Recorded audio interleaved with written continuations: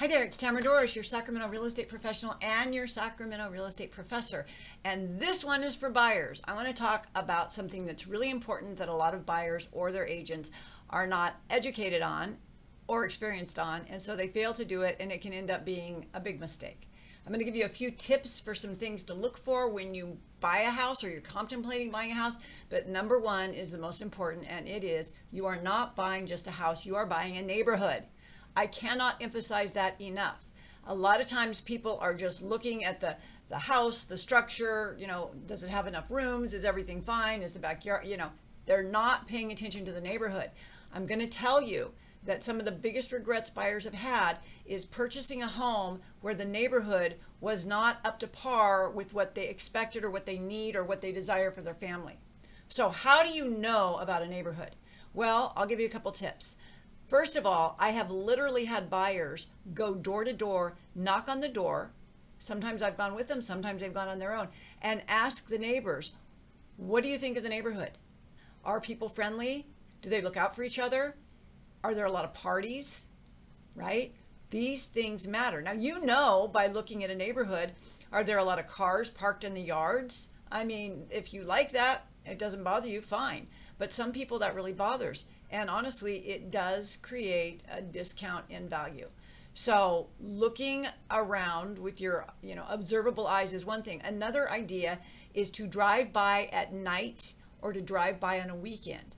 Because a lot of times people will, during the day, it's just nice and quiet when you are house hunting.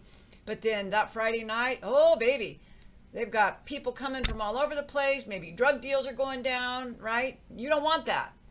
So make sure that the neighborhood is up to par with what you want.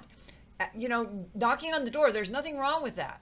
There's nothing wrong with asking neighbors, hi, we're thinking of buying the house across the street and just wondering what your experience is with this neighborhood. How long have you lived here? Do you mind me asking you some questions? Do not be shy. If you're shy, ask your agent to help you with this. I have done it myself to help clients. I have no problem doing that. It's important that you are happy with your purchase. And hello, a home purchase is a huge purchase. You don't want to get into a house and then find out the people across the street throw parties every weekend, until midnight with loud music, or, drug dealers live down the street and nobody talked about it. So ask people. You are investing not just in a property, you're investing in your family, in your future. This affects your health. It affects everything. So the neighborhood is the most important tip. Make sure that you're buying in a good neighborhood. I would rather buy the cruddiest house in a good neighborhood than I would the best house in a bad neighborhood. And I'm not going to put down renters. We've all been renters at one time or another, but also renters can tend, not for sure, but can tend to care less about the property itself. And so, it may show in curb appeal. It may show in how many people they have over and, living the party life. It may show in how they take care of the yard and the landscaping. So there's nothing wrong with renters if they're taking care of the property. So I'm not suggesting that you find out how many people are renters and how many people are owner occupied. I'm just saying that in neighborhoods where it's mostly owner occupied, the neighborhoods tend to hold their value a little bit better. So that's just an idea. A couple other things you might want to keep in mind. Check your phone receptivity, right? I've had clients who get into a home and because there's huge oak trees, which we can't cut in California, right? And for some reason, they just can't get receptivity. So that's important for most of us. Most of us have a Wi-Fi life. So make sure that the receptivity, make sure that the carrier, the phone carrier that you want, whether it's Verizon or Xfinity, make sure that they service that area, that neighborhood. So these are things that are worth checking on. Check the water pressure. I know that sounds really silly, but if this house is like this far from being on your no list, this is where you want to check your Wi-Fi. You want to check water pressure, because if it's this close to being a no, that water pressure thing could take it off the list completely. So what do I mean by check water pressure? Well, the way I do it is the same way that home inspectors do it. I will turn every faucet in the house on, every shower, every sink. I will turn them all on and see what the water pressure does. Sometimes the water pressure, the minute you turn two sinks on, like one in the bathroom, one in the kitchen, it'll go down a lot. So you need good water pressure. I think that's a really important component. Another one is check the parking. I did an earlier video last week on HOA, which is really worth watching if you're considering an HOA, but check the parking. Is there plenty of parking for your friends and family? And are there neighbors that are just filling up the street? I just showed a house the other day, one house, and they happen to be renters, but one house had 7 cars.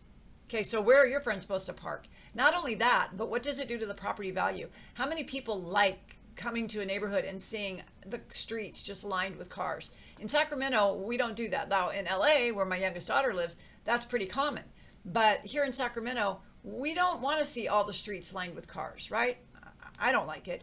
And then the last thing, which may sound kind of silly, but again, I'm giving you tips that are things I would rather you think about before you write that offer than after. What about sun exposure?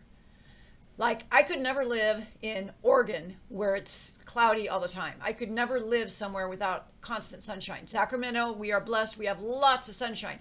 But if you find a house that is covered with trees, or that the sun exposure goes this way instead of coming right in your windows, do you want the sun coming in the morning so you see it rise? Or do you want to be where your kitchen is facing where it goes down? This matters. This matters also where the windows are. And at the end of the day, if the sun is beaming in without any protection on your bedroom window where you're going to go to sleep that night, it's going to make a difference. So sun exposure can be really important. So just to reiterate, you're going to check out the neighborhood first and foremost. Go on a weekend. Go in the evening. Ask neighbors. Do not be afraid to knock on doors. Number 2, check the water pressure. Number 3, check the Wi-Fi. Number 4, check the parking. And last but not least, check your sun exposure. So hopefully that is helpful for you when you start your home hunting search. And if you need help with it in the Sacramento area, please give me a call. Click on the link below and I will be happy to help you. Have a great day and thanks for watching. Bye-bye for now.